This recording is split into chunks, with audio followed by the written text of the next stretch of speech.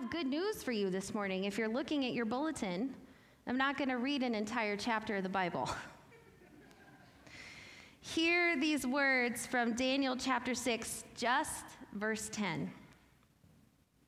When Daniel learned that the document had been signed, he went to his house. Now his upper room had open windows that faced Jerusalem. Daniel knelt down, prayed, and praised his God 3 times that day, just like he always did.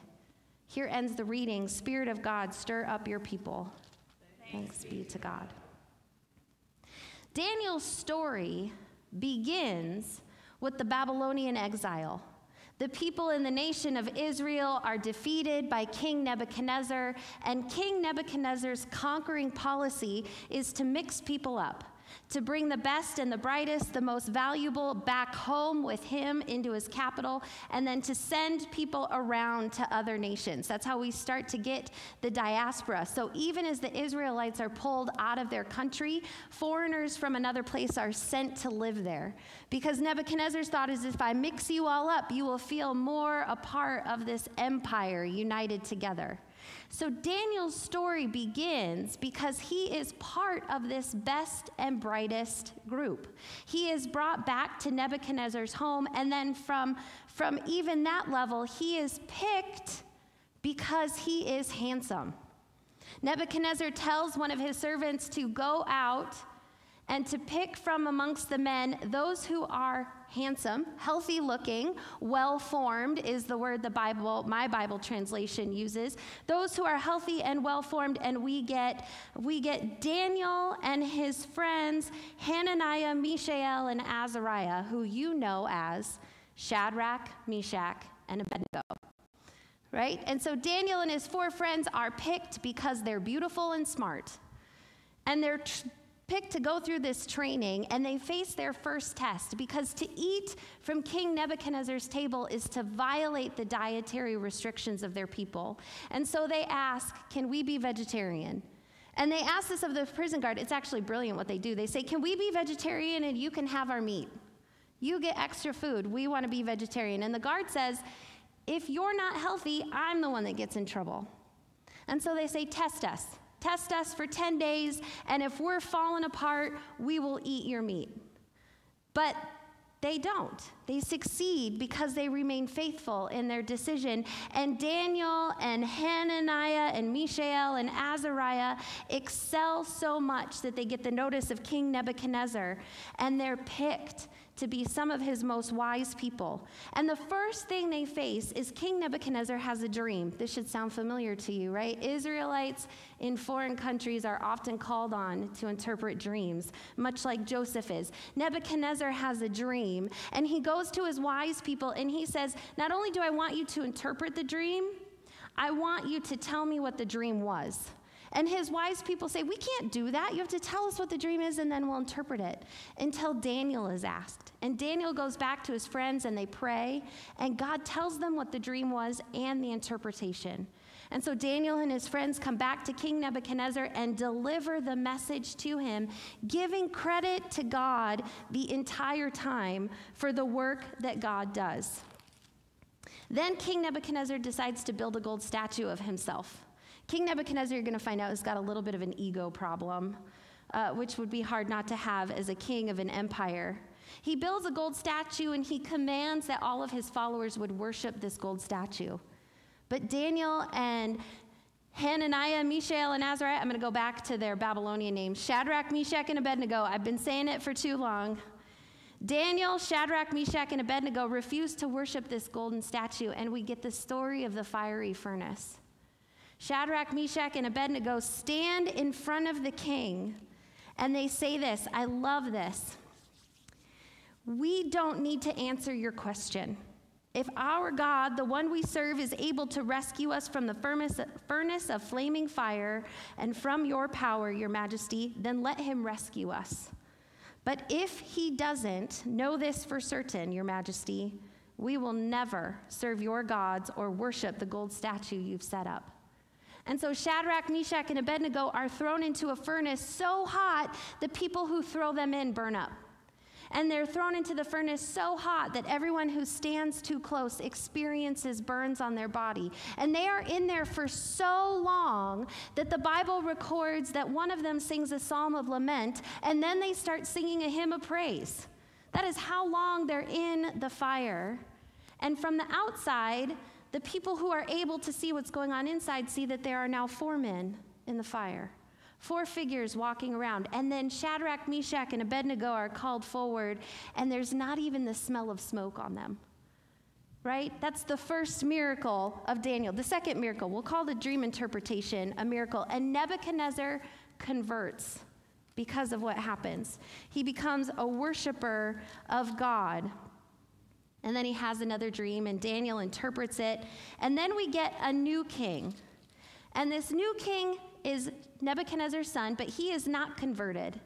He's still a worshiper of pagan gods, and he takes out all of the stuff that they took from the Jerusalem temple, and he has a party with it. And he serves his guests wine with it.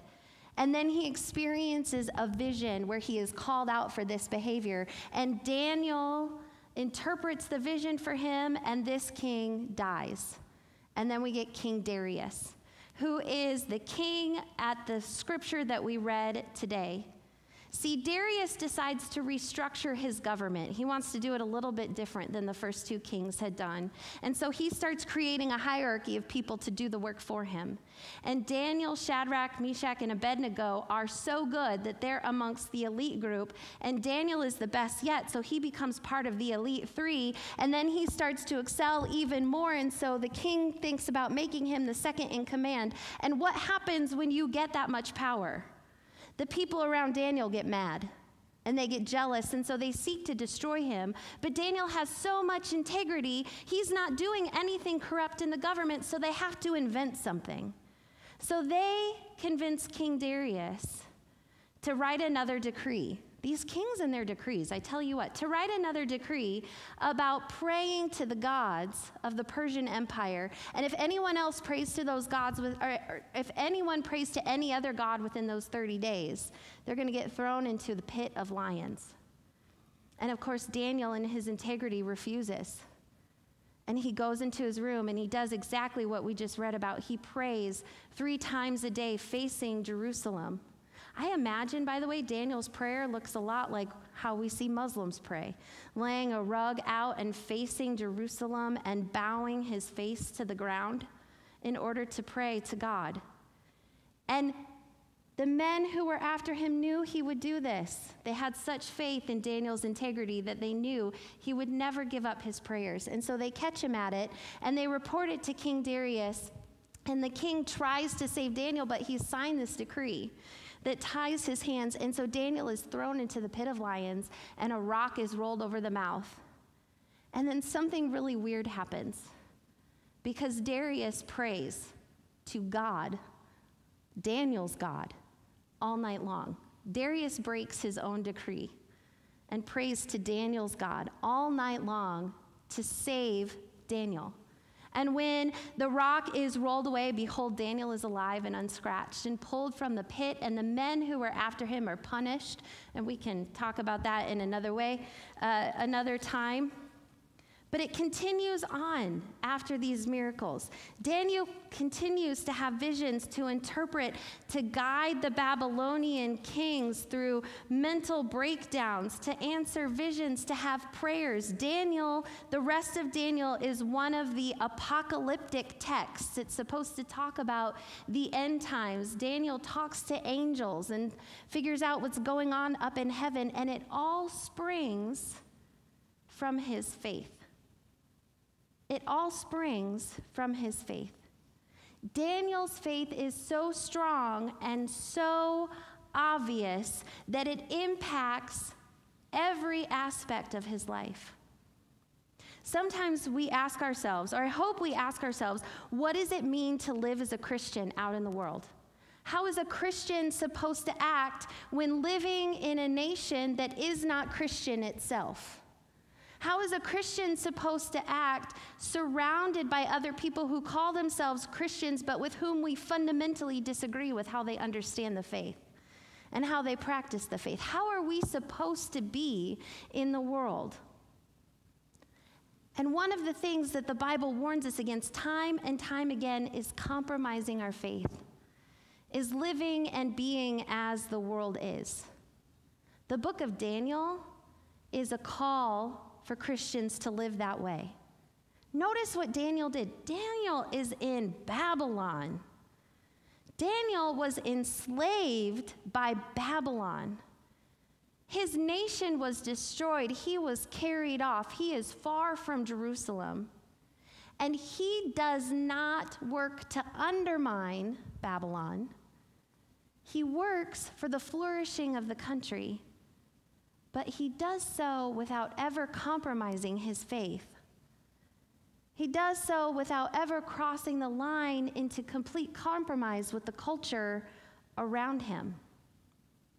How are we supposed to act as Christians in this nation in which we find ourselves living? We're supposed to work for the flourishing of our whole nation, right? We're supposed to ask the hard questions, to give the good information, and yet the whole time to act with integrity, to never compromise on our values, to constantly push and question our leaders to live more closely according to the will of God, to never claim that any leader of the U.S. is divinely appointed, but to remember that they are all human. And since we're all human, we could all be better in our faithfulness, right? There is no one political leader or one political party that gets it all right. Can we just let that go now as a church? But work to make these things we believe in better and more faithful. To continue to have personal integrity in our practice.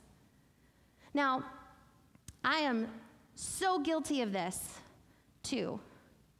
So I'm inviting you on this journey with me.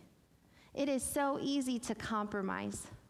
It's so easy to hide faith, to go along in order to get along, to set aside convictions that I may have in order to be accepted by a group of people.